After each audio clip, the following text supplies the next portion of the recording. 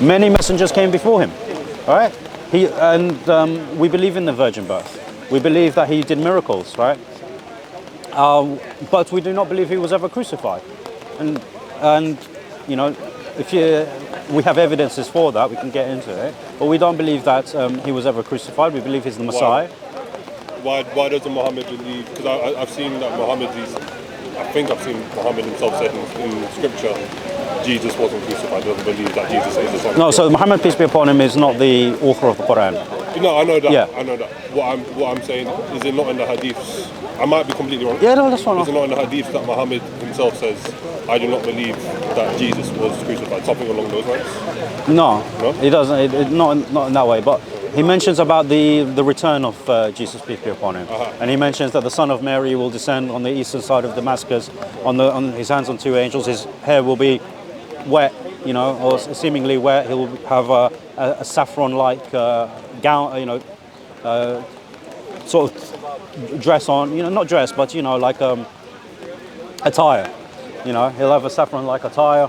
Wearing his hands will be on the wings of two angels, and we'll be witness to all of this. So that will be the de facto sign that is the Messiah, you know, returning, which is different to the eschatology of the Bible. I understand, but this is our faith, and but that is an offshoot, because the core message is, as it is said in the Bible, Shema Yisrael, Adonai Eloheinu Adonai Echad. So, okay, so That's the Hebrew for Hear, O Israel.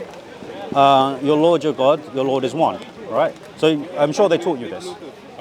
bro, I don't spend that much. I don't go to the church anywhere near. No, but that should see. The thing is, and this is what I'm saying to you: the core message is who God is. Okay. So even if you haven't gone to church or anything, the people who have invited you to the faith, that should be the number one thing. But it's not.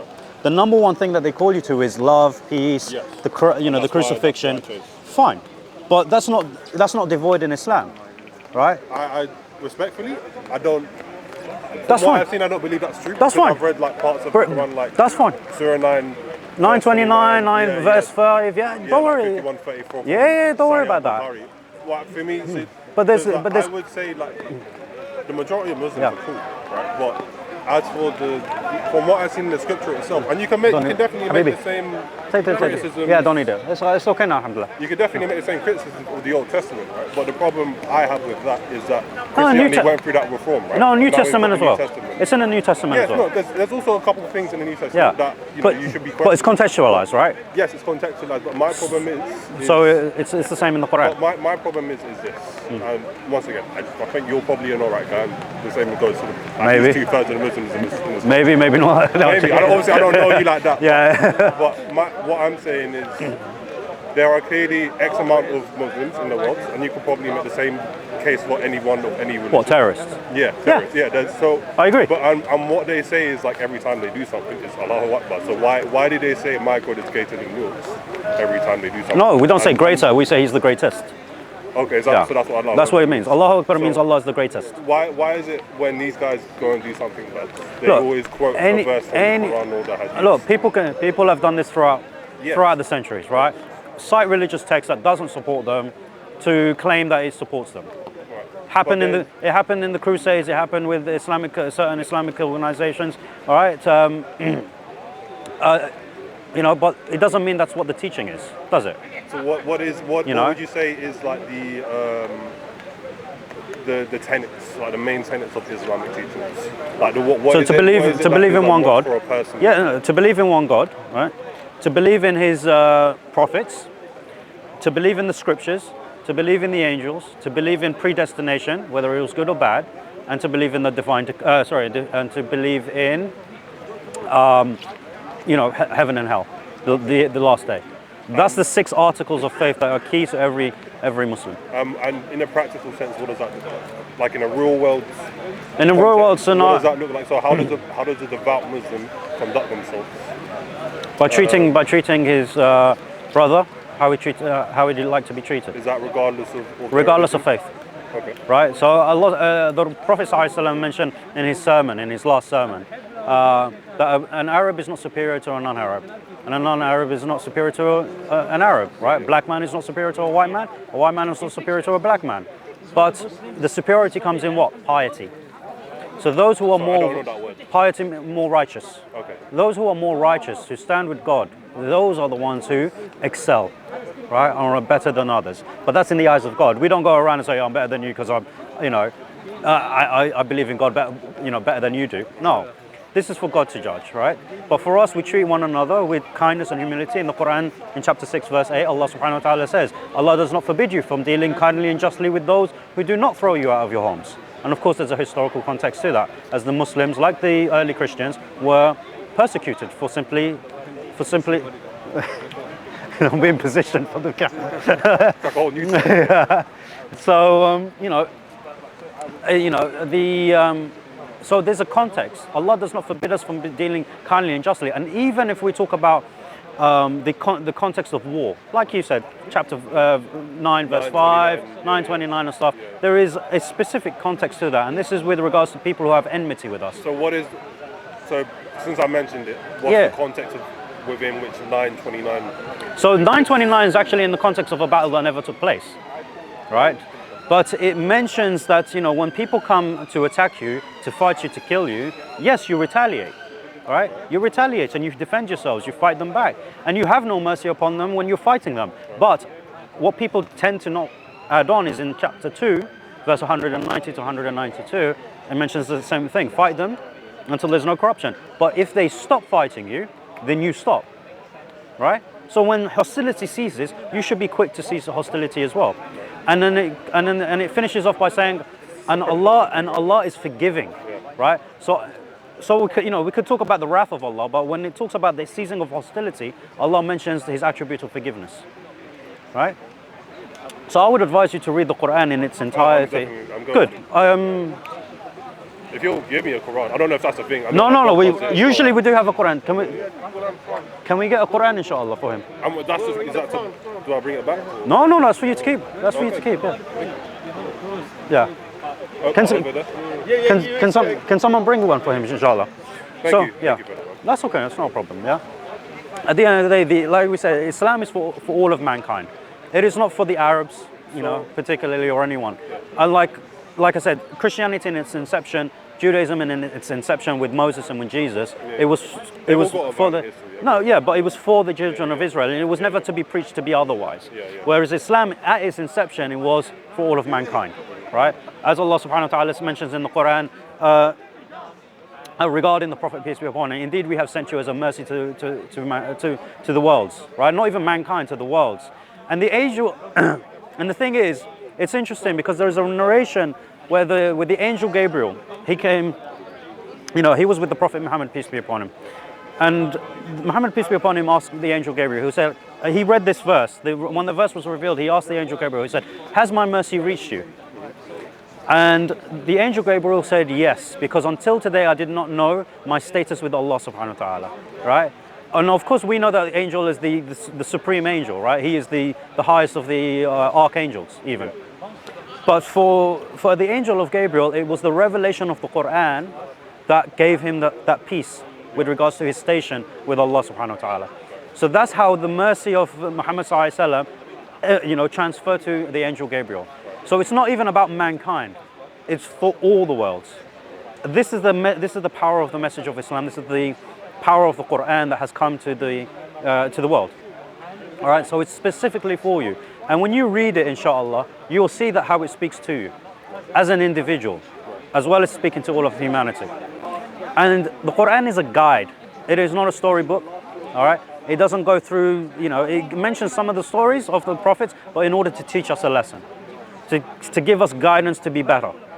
But Allah subhanahu wa ta'ala also mentions about those who go astray, who choose to go astray, and gives them the warning. There is a balance here, that those who do righteous, they will attain good in this world and in the hereafter, and those who do bad deeds, they will attain a foul destiny in the hereafter, right? Namely hellfire. But at the end of the day, it's our choice how we conduct ourselves. So when you mentioned that most of the Muslims are good and good people, it's the Quran, it's the message of Islam that makes us this way. Here's what confuses me is how people talk about Prophet Muhammad when he was in the Meccan period and then when he was in the Medina period. there seems to be quite a profound difference between how he conducted himself, how he preached his teachings. No. So, from the way I can see it, Yeah. it seemed like he was a more peaceful person and he was preaching a more positive message in the Meccan period than when he was in the Medinan period. So there are, we know which surahs are the Meccan and which ones are the Medinan surahs. But if you look at the Quran, you won't actually see a shift, right, in that. How the Prophet ﷺ conducted himself was the same way, even in Medina. Yes, he engaged in warfare and battle. He was a statesman, he was a leader, he was a military man, and he wasn't that in Mecca. But even in Mecca, when the companions were being persecuted and everything, he would give them prophecies of military conquests. He said, while they're being persecuted and killed, that's for you, no problem. While they were being persecuted and killed, the Prophet ﷺ said to them, does this have the hadiths in it as well? Or no, the hadith is separate. You can come at any time and ask us questions and everything. Many of us have channels where you can, and contacts where you can email us and stuff. I'll give you my contacts if you need. So yeah, he was telling them about military conquest. He said, you will conquer Constantinople, which happened. We know it happened. But this is at a time where they were persecuted. So when we're talking about the Prophet ﷺ and how he changed in regards to how he dealt with people, no. Because the prophecy in itself saying about his congregation, his people, the Muslims conquering other people, engaging in warfare. That's a lot of mics you got on you, bro. I know. I'm already way down with the water. Now they've got the mics. Now they've got the mics on. So, yeah. So, and even when you see the Prophet ﷺ outside of war, during battle, yeah, he was a lion, fierce. The companions would hide behind him. If they were wavering in their courage, they would fight behind him, and he would go forth. Is this? I know there's like 3 separate definitions for jihad. Is this what you define as jihad? Yeah, this is also jihad. Yeah. Okay. Yeah. So jihad fi sabilillah comes in many forms. Yes, as you mentioned. So it's like the inner war. Yeah, the inner struggle. Then you've got defensive jihad and offensive jihad. Now, so in battle he was like that, but outside of battle he was the best man you could. Even in warfare he conducted himself in a perfect way. But outside of the battlefield, he was just like he was in Mecca, even more gracious, right? The Prophet ﷺ, there's many stories. For example, the Jewish woman, every time he would walk past her, she'd throw rubbish at him, rotten stuff. She'd throw, and then one day he walked past her house and she didn't throw rubbish at him. Do you know what he did? He went in to check on her to see she was okay. So, I mean, normally, if it was me, walking past someone constantly, I'll be thankful. Oh, freaking, at least I get a day break. No, he went in to check on her. It's a Jewish woman who absolutely hates him, throwing rotten food at him. And he goes in to check on her. So, this is why I've kind of brought a difference between him during the Meccan period and the Medina. No, this is in Medina. This is in the Medina period. Medina yeah, because the Jews are situated in Medina. All right, fair enough. Yeah. My bad. That's okay. So, see, in some ways it seems like he's a decent guy. Right, but then, and I hate to bring this up because I know you probably get it a lot. Don't worry about it. Don't worry. The stuff with Aisha. Yeah, that's fine. Her being 6, yeah. and then 9. And I get that people make the argument that obviously it's a different time and back then, blah blah blah, this and that. See, I won't make that argument to you. Yeah. So see, for me, the same way that we as a people, we've always understood the difference between man and woman. How is it that Muhammad, he seems like he was historically a pretty smart guy. How is it though he didn't understand that there was a difference between a child and an adult? He did know. But then, see, this is the problem I have though, is that she was still playing with toys, narrated by herself, isn't it? Yeah, I agree. Yeah. And all the other girls would like disappear as soon as he appeared, and then he would do what he wants to. But how? And I understand that, like for Muslims, Muhammad is the pinnacle. Example, you should aspire to. What's the word? To be like him, to emulate him. That's it. Right? Yeah. Does that not mean that you're also implying that what he did, paedophilia, is how I define it? No, that's fine if you define it that way. So I have an understanding. Does that not mean you're implying that what he did is acceptable? Yes, not implying. We're saying yes, that's acceptable. Not only acceptable, we have no issues with it. In all ages. No, see the thing is we have. Because this is what. No. There, even his marriage. Okay, you mentioned paedophilia. Let's define paedophilia. Pedophilia is a sexual attraction to prepubescent children, correct? Yeah, and that's how it's that's defined. what Aisha would have been, isn't it? Right. Was there a sexual attraction to her? He had sex with her, isn't it? No. She was 6 years old. Did he have a sexual attraction to her? I can't say when she was 6 he had a sexual attraction to her. Right, so he didn't. He only married her, but at 9 he did have sex with her. Okay. At 9 years old, she's a woman. Okay. We'll get to that. Okay. But we'll look at the definition and then we'll look at the reality. Now, the reality is he wasn't even interested in her. Why did he marry her then? I couldn't understand. Allah told him to. All right. So, yeah, he brought her down with that bird, isn't it? In the cloth or something like that. Like, I read this yesterday or something, very briefly. No, I'm not too certain of what you're Allah referring. sent her down like she was in some kind of. Oh, the dream. Yeah. Okay. Yeah. So then he went to Abu Bakr. Yeah. And Abu Bakr was hesitant. Yeah, radiallahu anhu. He was hesitant of giving his daughter to the Prophet Muhammad. But was the reason her age? It wasn't her age, because someone else has already proposed to her before. Yeah. Right. So she was. It wasn't her age. It was because it was awkward between two best friends. That was his reason as to why he was hesitant. They were so close that he was like, "But you're my brother. That's how I see you. I can't give you my daughter because you're my brother." So that was the hesitance. And what do you call it? And Rasulullah corrected him. He was like, "Look, oh yes, we're brothers in Islam, but she's lawful to me." So and at the end of the day, so then the marriage in of itself happened due to revelation. It wasn't due to any pedophilic trope, right? And a pedophile, he will exercise his lust on a prepubescent child. What did he do, sallallahu alaihi wasallam? He waited 3 years until she attained womanhood. Now, why do we say attained womanhood? It's because she passed blood. Yes. Yeah, she passed blood. So she became a woman, all right? So when that happened, then he consummated the marriage. So what does that do for us as Muslims today in this setting? A couple of things. Muslims mention about the time, which means we have to take into consideration culture. The times that we live in. That's one thing. The second thing is we ensure that we determine that she is a woman, that she's able to. Okay, so can I ask you this? How would you define a woman then? How do we define a What woman? meets the criteria of a woman? Right. A woman is a woman who has passed blood. Right? But it's got to be more than that. Like, no, that's the defining transition for a woman between being a child and being an adult. Right? See, for us as Muslims, we don't have the concept of teenager, adolescence. Okay, so here's what I would say a woman is. Right? And obviously, I've been born and raised here in London. I'm a Western guy. I was born and raised here as well, but So, I don't buy into this. Here's how and I think the majority of men, Yeah. regardless of their religion, will believe what a woman is. Okay. It's an adult human female.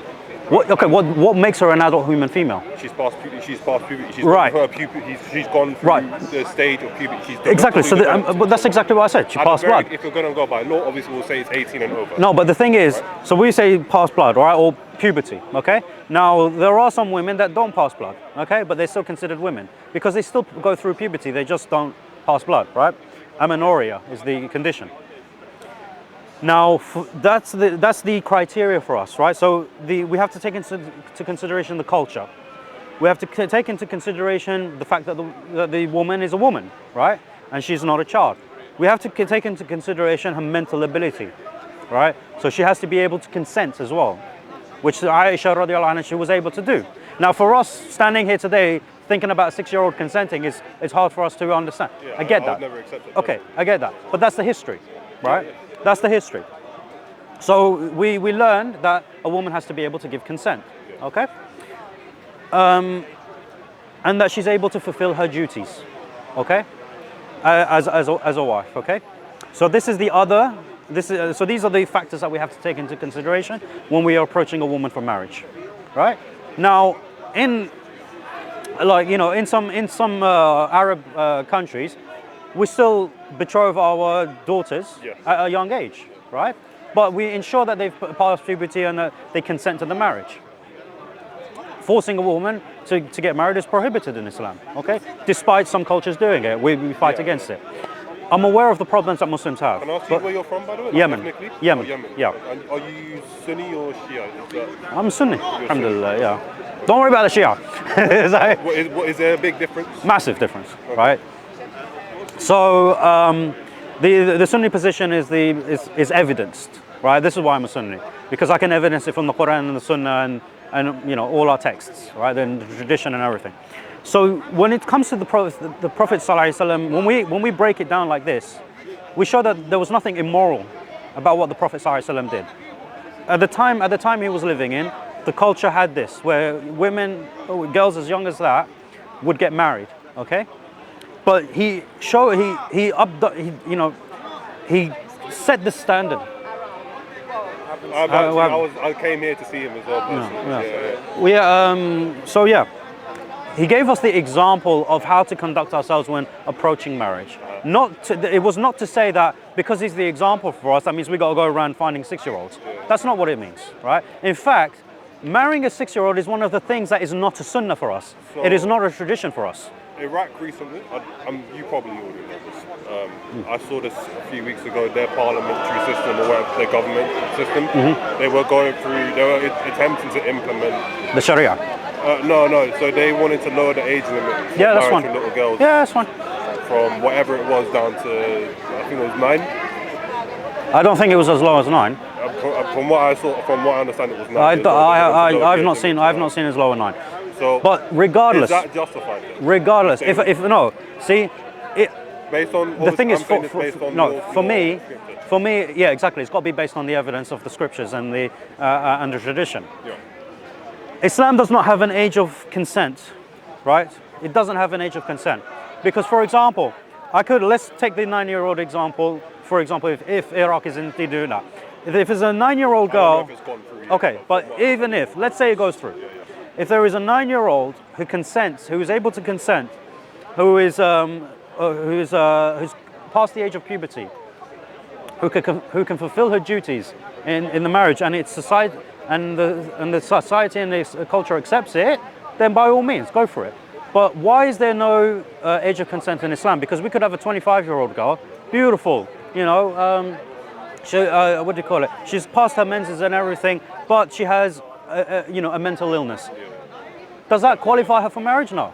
No, because you wouldn't be able to say that she's able to give. Exactly. But this is what I was going to say. I don't know. Be interrupted. That's fine. Yeah. This is what I was going to say. We have to go at this, I guess, from a more scientific point of view.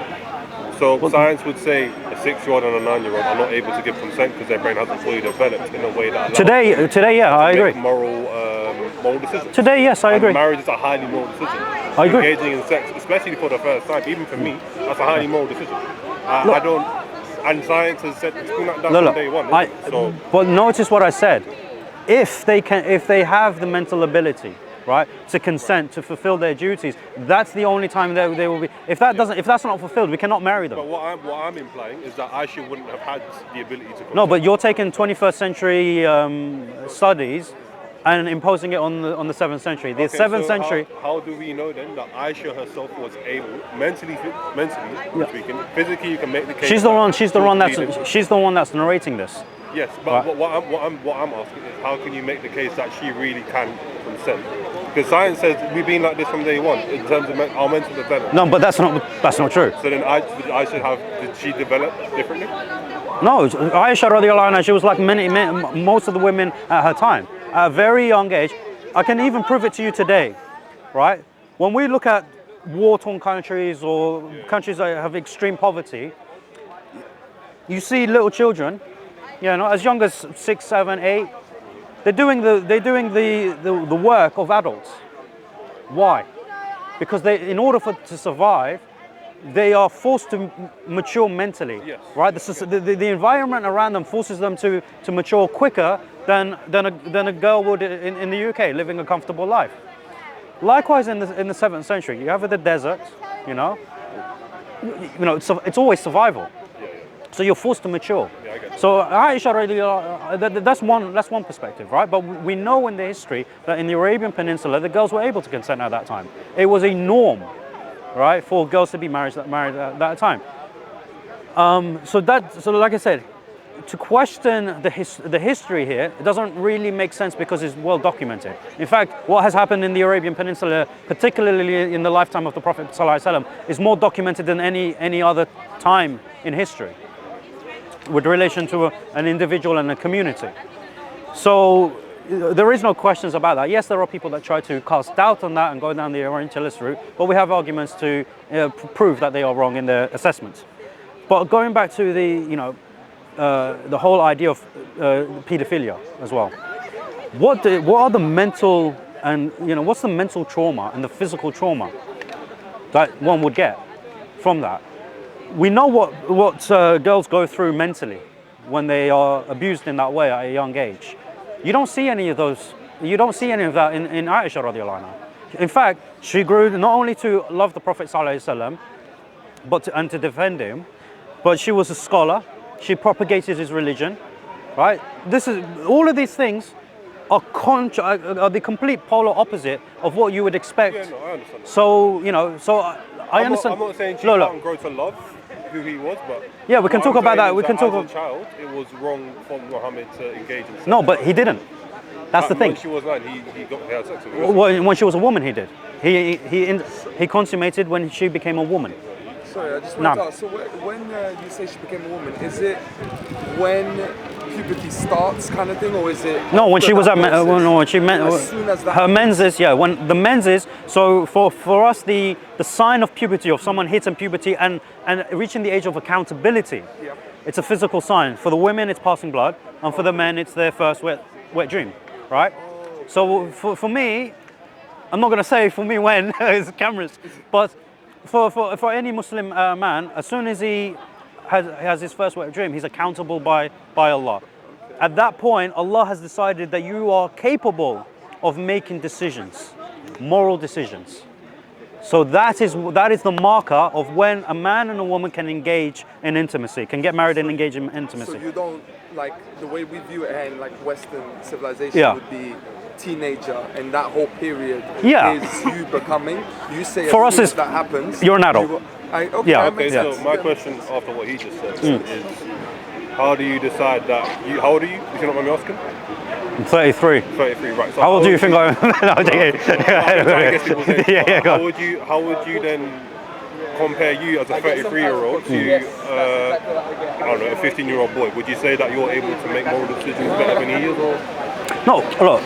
In terms of the decisions of right and wrong, obviously my experience, my life experience, will allow me to make better decisions than he can.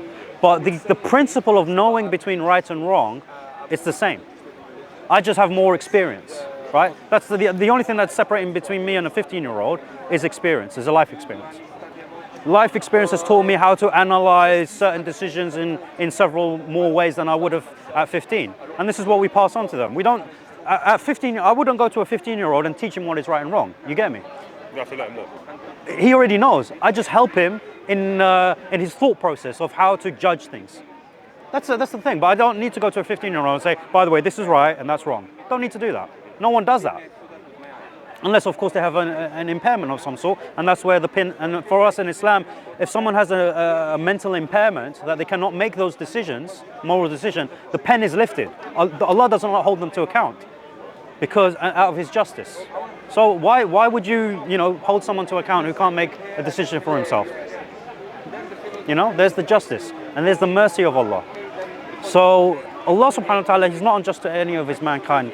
He doesn't command anything that's immoral. Even with, we touched briefly on jihad, even in jihad, the enemies have rights. Yeah? So if we capture an enemy and we tie them up, we cannot harm them. Right? So if they are tied, we are not allowed to harm them because they're tied, they're subdued. You're going to make a few more points, aren't you? Yeah, so I'm just, in terms of the people that we capture, in terms of the jizya, the jizya tax, okay?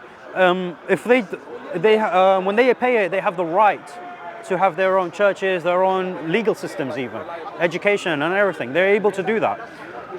In warfare as well, there's very stringent rules. We cannot attack, religious buildings or priests and rabbis. We cannot even cut down a tree if it bears fruit. If a tree bears fruit, we can't cut it down.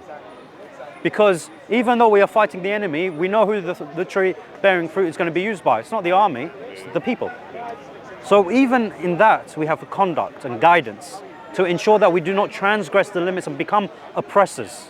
We don't oppress the people. Okay, so you're Yeah. So I want to touch base then on, you mentioned jizya. Yes.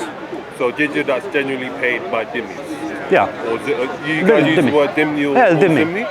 dhimmi? Dhimmi. That implies that I, as a Christian, if I was in an Islamic state, I would be a second or a third class citizen, no? What does that mean? What is I've never lived in that kind of situation. No, but what does the term even mean? Dhimmi. Dhimmi, I don't know the literal definition. Right. The literal definition means the protected person. Right? So a dhimmi is someone who has paid the jizya tax in order to be protected. Okay? And even that's an option. So if for example, and the thing is it is only paid by men like yourself who are able-bodied and of military age. Right? And when you pay that, it means that when it comes to warfare, I have to lay down my life for you. Even though I'm a believer in Allah and His Messenger and you're not, my blood is to be spilt for yours, right? So this is the level. So when we talk about second and third class citizen, what does that actually mean? It doesn't mean anything in the context of a dhimmi.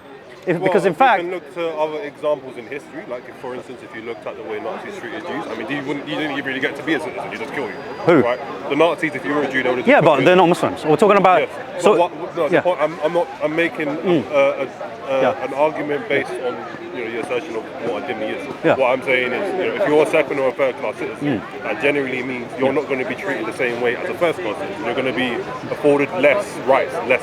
But is that the case with the Sharia? It's not. I mean, if we have a dhimmi, it means you live under our land, you pay 1 dinar per year. Yeah, 1 dinar is like, I think, let's say so it's worth £100 today. You pay £100 a year for your protection. Okay? And with that £100, what do you get in return? You get exempted, not only exempt from military service, but if in the event of a battle, you get protected from war. Then you have the right to establish your own education system according to your belief systems. You have the right to preach your religion. You have the right to practice your religion.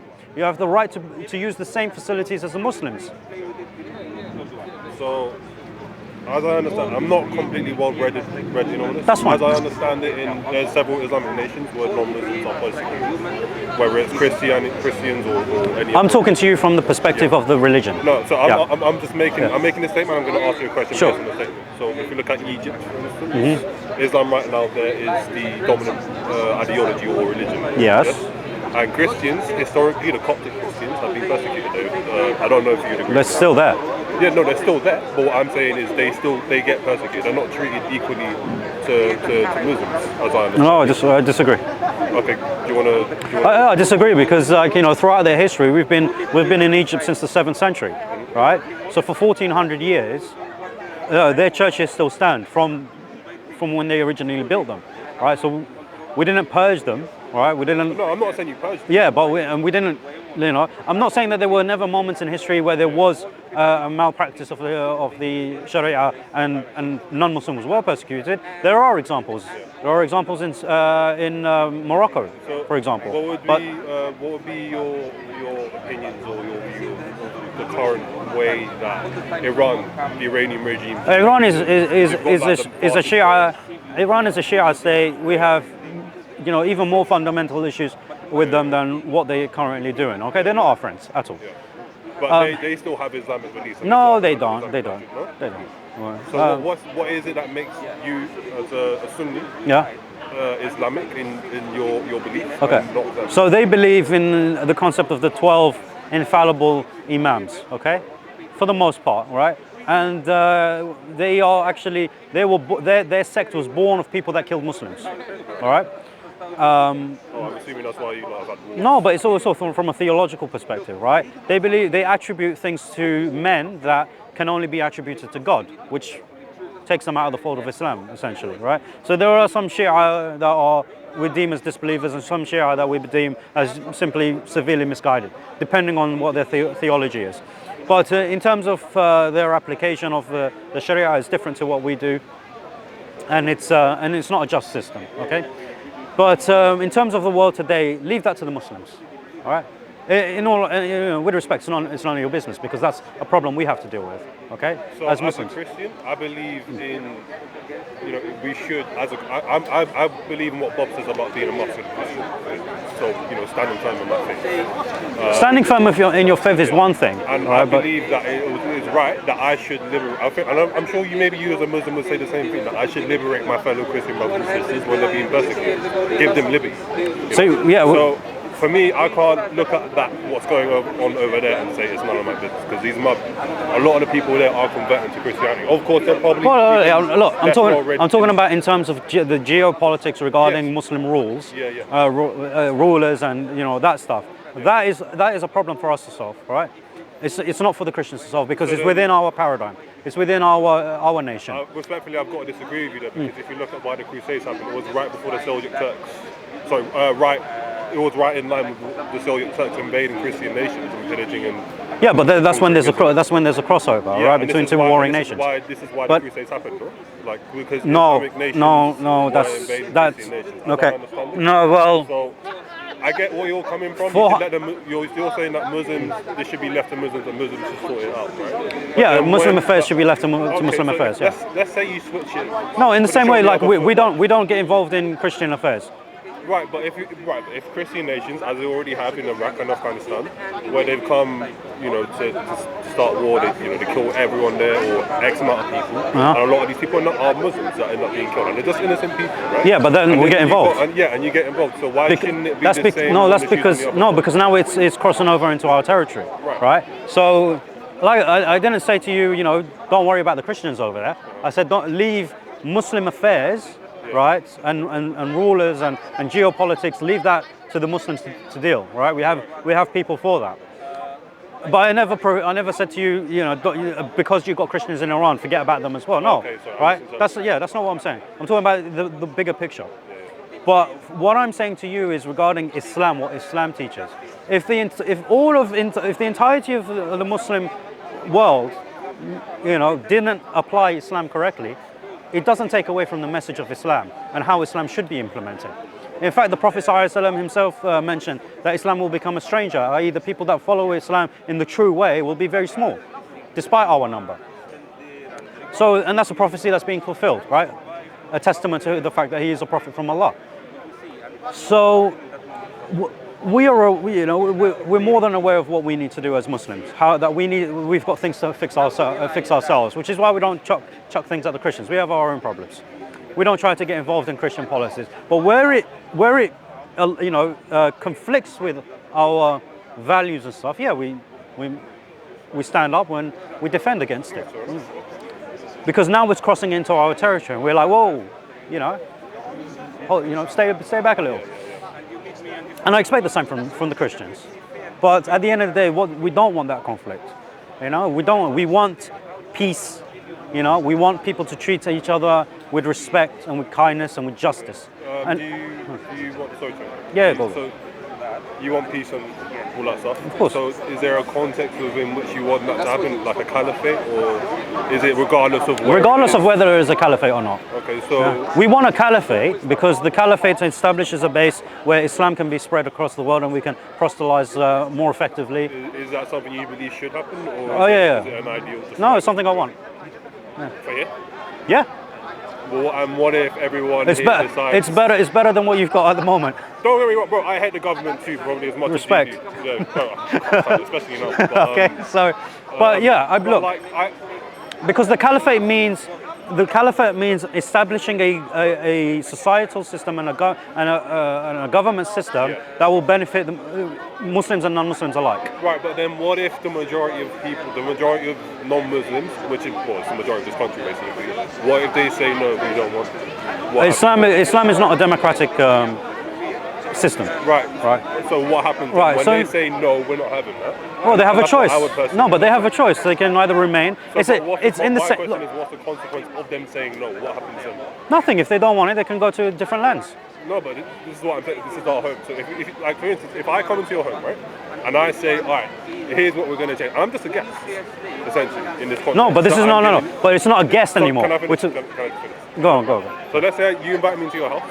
and I come into your house and I'm just a guest, right? And then I start making rules. I start staying longer than you've welcomed me, and I start making rules. You can't do this. Put this over here. Blah blah blah. How would you respond to that? Yeah, that's a different. The analogy doesn't work. Why not? Because we're not talking about someone that's just come in as a guest and starts dictating things. We're talking about a governing system, right? They are the people that have now been put in charge. If I start setting rules, what you need to ask is, isn't there not an issue because I'm doing that against but the question you should ask, what is the system? In the same way we asked the question to the government today, what is the system that you want us to follow? Not true. Right, and they don't ask us if we like it or not. Yeah. They tell us that this is what we're going to do. It's a guise of democracy. Let's be honest, this country is not democratic. Yeah. It's not, right? So we got the elections and everything, but at the end of the day, they do what they want to do. Yeah. And if we like it, we like it. If we don't like it, tough. Right. We'll either stay or we go to another land. Same thing with the caliphate. So, but what happens under a caliphate? What's the rules? Yeah. Whatever you do at home, we don't get involved in. Right? What you do in public and what affects society, we get involved in, right? And what is it that we're going to legislate? We're going to legislate things that are beneficial for mankind. Not things that are going to harm them. Like this country at the moment, it legalizes gambling, drinking, sexual immorality. I mean, the whole idea that you're allowed to be intimate at the age of 16, but you can't get married until you're 18. Yeah. I've got a problem with life and laws. Right. So whereas us, we're going to protect. We're going to say, we don't want you drinking in public. Yeah. Can you drink it at church? Yeah. What about a pub? No. Right. See, this is where we're clashing, right? Because I'm an Englishman, like obviously not ethnically. Yeah, but we're not. But the thing is, we're not stopping you. This is a part of our culture, isn't it? So we like to drink in fellowship. You can do that. You can do that in your own gatherings, but and our gathering places are oftentimes, when it's not at our it's at the pub, it's at the bar. I agree that. I understand that. Yeah. But the thing is, my question is to you. So I know I hate to keep interrupting. Yeah, go on. I haven't fully made my point. Go on. My question to you is, why should we not do that? Because it's not good for you. It's not good for you if you go over the top. If you start drinking more than you can, you lose yourself. You were talking about You were talking about what doctors say and the science says. What does the science say about drinking? How much is acceptable? I don't know the science. 0%. Right. 0% is acceptable. Right, but regardless of that. No. Wait, hold on a second. Are you saying you're gonna now you want to ignore the science? No, I accept absolutely. Look, be careful with your desires. Yeah, absolutely. But regardless, so when it is two a men part of our stand over culture, there and isn't start it? kissing, are you going to accept it? No. Is it acceptable when two men stand there? I mean, I don't like to look at two men kissing, but if that's what they want to do, let them do it. That's why. No, see, but in public, no. In public, no. There is zero tolerance on things like that because it causes corruption in society. Or for gay men? No. Even for a married Muslim man and woman, right? A heterosexual married couple should not display intimacy in public. Right? This is an Islamic ruling. If I'm walking with my wife, it is not advisable for me to even hold her hand. Right? Because one thing leads to another. And physical connection, which is why Muslims, we can't even shake the hands of another woman. All right? Physical contact, there is a biological thing that happens with physical contact. Which is? Huh? It could. We're not saying. Look, we're not. Yeah, no. We're not saying that something happens immediately. But like the softness of a woman's hand could do something to. It could make a man feel something, right? Or the roughness of a man's hand could do something to a woman. You never know. No, that happens. What? Bro, no. A lot of women. I shake hands with a lot of women. There's women. I'm not saying it will. I'm saying we're talking about the potentiality of things. Right, but this sounds like, for instance, if it's you that has this problem, you shake a woman's hand and you feel something and blah blah blah. No. That sounds like that's a you problem. That's not a men problem. No, this is within the nature of man that a woman is beautiful in her entirety, right? Right, but wouldn't it not be better and would it not be more logical and more beneficial than instead to say that men should control their impulses? That is what we say. No. You're saying the thing that is, we as a people, men and women, can't do certain things because us men will react. Because prevention is better than the cure. So what you don't want to do is put yourself in that position to then control yourself. You'd rather not have to control yourself in the first place and stay away from it, right? So like I said, even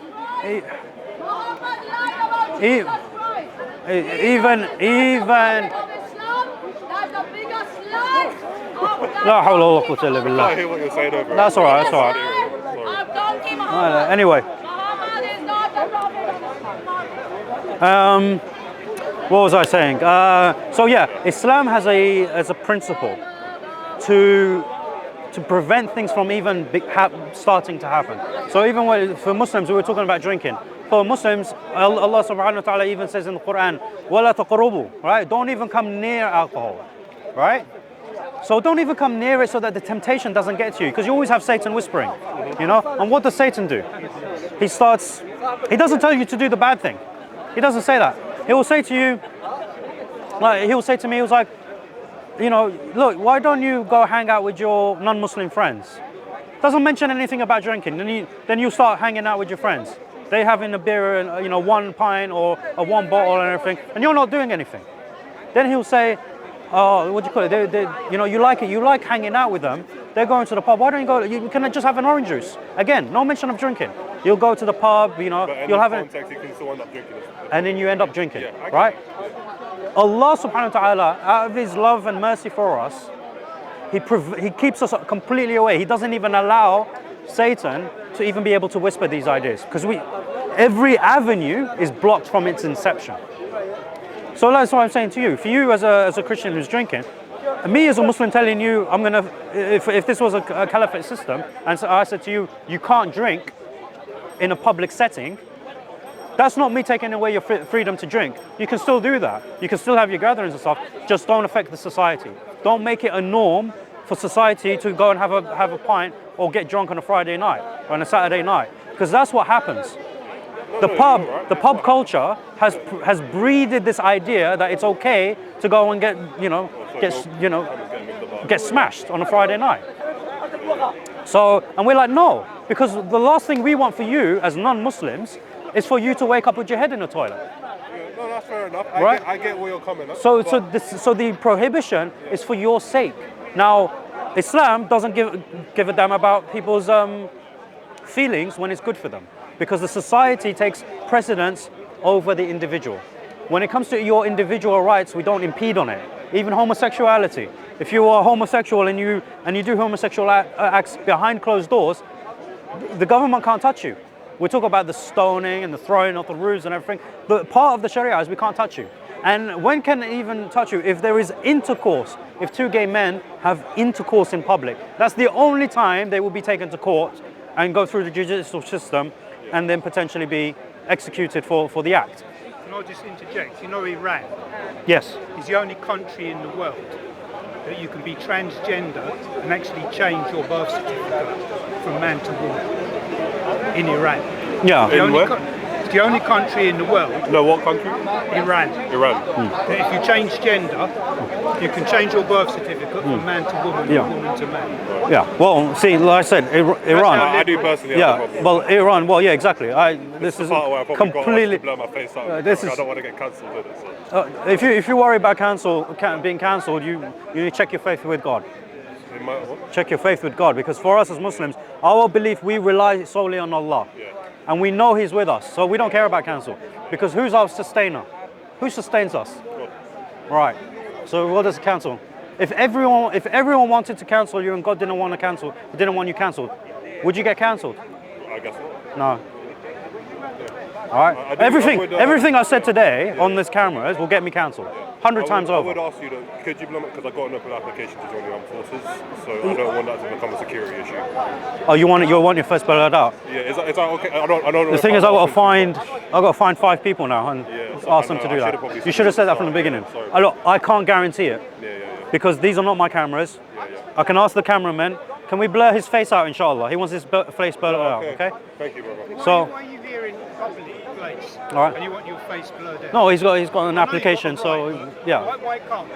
Why? Because I want to converse with people that have You don't different know, but you opinions. don't want to be seen. It's just a nonsense. Nah, it's Fair enough. it's That's how It's you a feel. public That's how you place. If I feel. want to stand here filming, I have a right to. yeah. No, I'm not saying you don't have a right to Anyway, film. yeah. I'm not saying you don't have a right. I'm just asking for my face to be blurred out. That's what I'm asking. So I think what he's asking makes complete sense. It makes sense, but if I want to stand here filming, And I'm not saying you can't. yeah. I'm not saying you There you can't. go but you for can't enjoy. tell me black out and his face. No, He's not telling you to do that. I'm not saying you can't. they can. He's asking them. I'm asking. I'm not saying. Can you we have have his to, I'm when we upload it? Can we have his face blurred? Yeah. Thank you, brother. I've told the other brother. I'm waiting for the other brothers to tell them as well. I know so. I should have asked that at the start, bro. You completely. That's fine. Look, at the end of the day, I'll accommodate as much as I thank can. you very much. But like I said, I can't guarantee. I'm not in control No, I appreciate of any of this stuff. Okay. So yeah, but the thing is, as I'm saying these things to you, does it not bring Islam into perspective to you that you can say, wait, hold on a second, that actually makes sense? No, some of it sounds like it definitely doesn't make sense, but I can't. I do appreciate everything you said, but I also have to go and read the scriptures for myself. Naturally. And formulate my own Naturally. So the same what I'm trying to do with Look, the Bible. Islam. The basis of Islam is knowledge. We invite you to Islam and we give you the knowledge. Naturally, you don't know me, right? You don't know if I'm talking absolute rubbish. Yeah.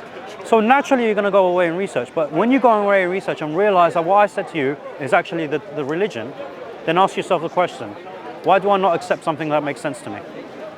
See, for us, it's not the core message is not love and peace and and all of that. Salvation is achieved by the knowledge of who you worship, the knowledge of who Allah is, the Creator, Ar-Rahman, Ar-Rahim, the merciful, the beneficent, and the most merciful. Right? He is the sustainer. He is the witness, Al-Shaheed. Right? So he is the one that witnessed everything.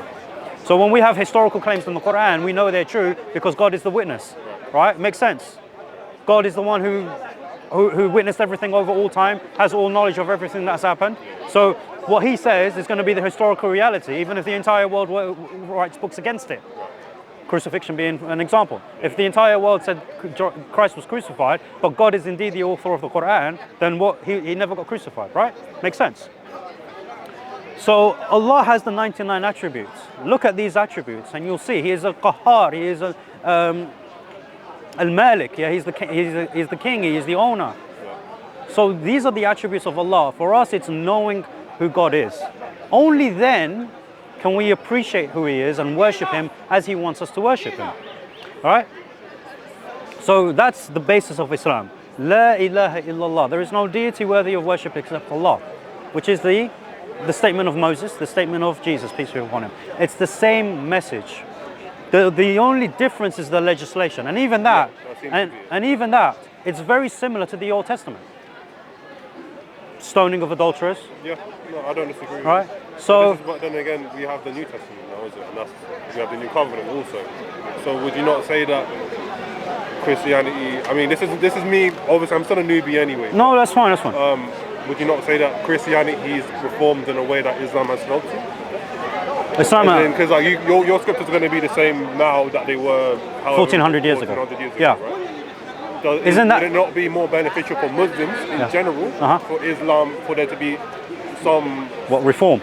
Yeah, some extent of no. If it's you could. So there's a statement in the Quran. There's a verse in the Quran where Allah Subhanahu wa Taala says, "Today I have completed your religion, and completed and perfected your religion, and chosen for you Islam as your religion." So this is straight from God. He's saying, "Today I've completed and perfected it." What comes after perfection? Imperfection. Right? So if you already have something that's perfect, do you need to change it? I mean, obviously, if it's perfect, you don't need to change it. Would you say that Islam is perfect? Yeah. There is not a single thing about Islam that ever needed change throughout the 1400 years. And that's a testament to the legitimacy that it is from God. So because why do you God... have abrogation? Abrogation happened at the time. Yes, but if Islam was perfect, then why did... After the message was done, okay? What was abrogated at the time, Allah abrogated it for specific reasons, right? So even like the law of drinking. At first, it was permissible. Drinking was permissible. But Allah then said to the Prophet ﷺ and the companions, though obviously the Prophet ﷺ didn't drink, but he's the bearer of the message. But the companions, they were told, don't pray while you're intoxicated, which means they can still drink, but they shouldn't be praying while intoxicated because they don't know what they're saying. And then that was abrogated. With what? Do not even come near alcohol. Why is that? Why did God do that? Why was it progressive in that way? So the abrogation was progressive, and sometimes it wasn't progressive, but it was to help the companions of the Prophet ﷺ apply Islam in their life. To ask a drunkard, and the Arabs were drunkards, right? Alcohol was life, right? If you think the pubs were bad, you should see the companions at the time, right? So imagine asking an alcoholic to quit overnight. It's not practical, is it? Allah knows His creation. He knows they can't do it overnight. So He gradually gets them to stop. And when Allah knew that they could stop and cut it off, that's when He revealed the verse. Do not even engage. And what happened? They said on that day when that verse was revealed, the Medina was, the streets of Medina were flowing like rivers with alcohol because they were breaking all the pots of wine. And rivers of being tossed away because they were ready to give it up completely, And this again shows in terms of the history how Allah knew when the people were ready to abide by rulings. That's not something that the Prophet, peace be upon him, could have known about all of his companions. That at that point they were ready to completely, drop alcohol. Only Allah would know. Only God would know. So rulings like this is actually a testament to God. Even the abrogation is a testament to the fact that God is knowing of His creation and helps them with their guidance when they want to be guided. So yeah, abrogation happened at a time, but nothing was abrogated afterwards. So at the time that the Prophet, peace be upon him, died and revelation ceased, there was no change to it. That point onwards, up until today, nothing has changed. And that is a testament to the legitimacy that it is from Allah, that it is from God. Because only a religion from God does not need to be changed. So, just so I understand your point, you're saying that from the point that abrogation had occurred and after, Yeah. that Islam is a perfect religion, essentially. Am I understanding you right? No, look, everything that was revealed was perfect, okay? But it was perfect for a specific time, right? Okay. So there is revelation that is based on events and certain circumstances, right? And there are some verses that are revealed on a generic sense, right? So there is a history behind the Quran, considering it was revealed over 23 years. So we know some of the moments in history during the life of the Prophet, peace be upon him, where these certain verses or these certain chapters were revealed, giving us the context and the lessons behind why they were revealed, what we should draw the lessons from, and all of that stuff. So again, every single verse in the Quran, we refer to them as ayah, meaning a sign. Ayah. Yeah, ayah means sign. So every single verse of the Quran is a sign that it's from your Lord, and it's a testament that He is the creator of the heavens and the earth and everything in between. So you have the Quran, read it, and you'll see that message come through. Okay, investigate it, and if you want, I can give you my email. It's not an issue. I'll come back here and find you and talk to you. That's fine. Me personally, I come every now and then, once a month or once every 2 months. But the other brothers, they can help you out. Yeah. Okay. If we see each other again, I'm sure I'll just come. No, that's fine. It's not a problem. Is there anything else you want? You want to learn? I can't think of anything else to ask for the moment. That's fine. Yeah, no. All I can say is thank you. Anyway. No, it's fine. Yeah. Appreciate your character. Yeah, thank you. Yeah. So your character is one of the things for us in Islam is the the excellence of character, and you've displayed that today. So I appreciate that. Okay. My thing is, speak to people you disagree with, otherwise you're never gonna understand. Well, keep that. Keep that. So, Yeah. Thank you, man. No Have a problem. good day, man. All right, you as well. Bye. We don't know which cameras to address now. Wa alaikum assalam wa I rahmatullahi. enjoy watching your YouTube video. You can post these Qadiani lot. Jazakallah khair. Watching that. Alhamdulillah, alhamdulillah. I'm glad it was beneficial. Alhamdulillah. Wa alayhi salam. Khalas, yeah, naam. Yeah, that's it, finished, inshallah. So, need